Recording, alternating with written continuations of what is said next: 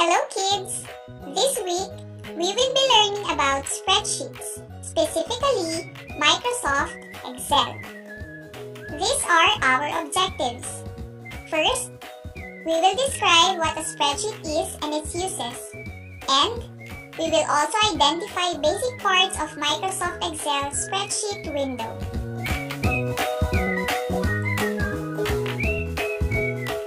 What is a spreadsheet? A spreadsheet is a software that lets you work with numbers using columns and rows. It is designed to hold numbers and short text. A spreadsheet helps us sort data, arrange data easily, and calculate numerical data. What makes spreadsheet program unique is its ability to calculate values. Microsoft Excel is the most commonly used spreadsheet, but there are also other alternatives like Google Sheet, iWork Numbers, OpenOffice Calc, and Lotus Symphony Spreadsheet. Let me ask you this question. Is a spreadsheet appropriate for writing short stories? The answer is no. Microsoft Word is appropriate for it.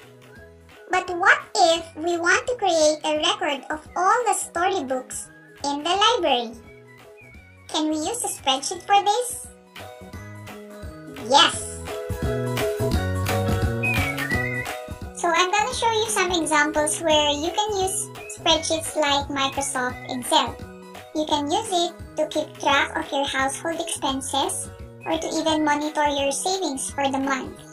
If you want, you can also use Microsoft Excel to create your own task tracker for your submissions in the different subjects.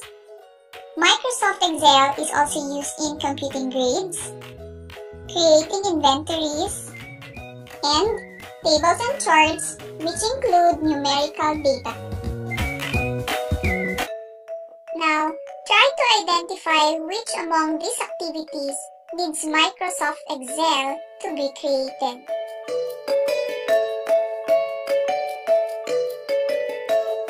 Did you get the same? Great job!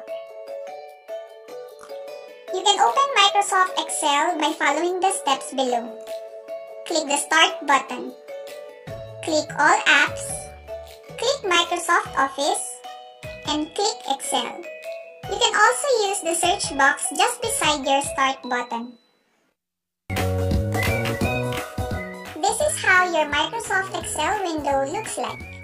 Similar to your Microsoft Word, the topmost part is called your title bar, which contains the name of your file.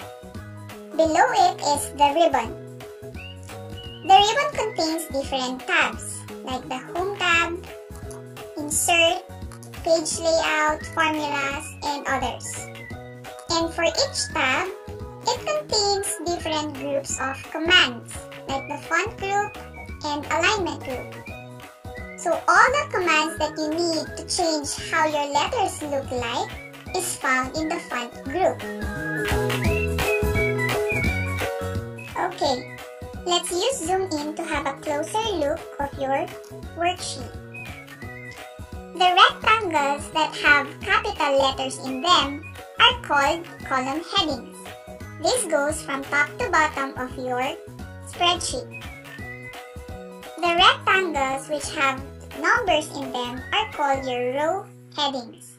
This goes from left to right of your worksheet. The part where your column and row meet is called cell, and each cell is named by combining its column and row. So this cell is named as D4. Similarly, this is cell C3. Can you name this cell? Correct.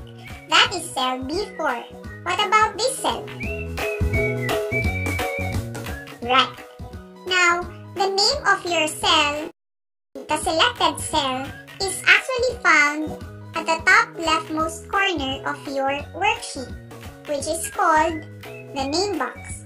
So whichever cell you select, its name appears inside the name box.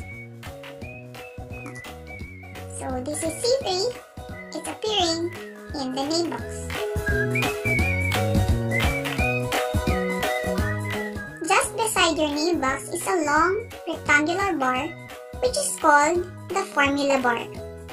The formula bar shows you the content or what is inside the active cell, and it also allows you to create and view formulas. Right now, we can't see anything in the formula bar because the active cell is also empty. But notice when I start typing something, whatever I type in the active cell also appears inside the formula bar. Now, there are three kinds of data entries that we can type inside a cell. The first one, which we did already, are labels. Labels are the text or anything that we type in a spreadsheet that is not meant for computing.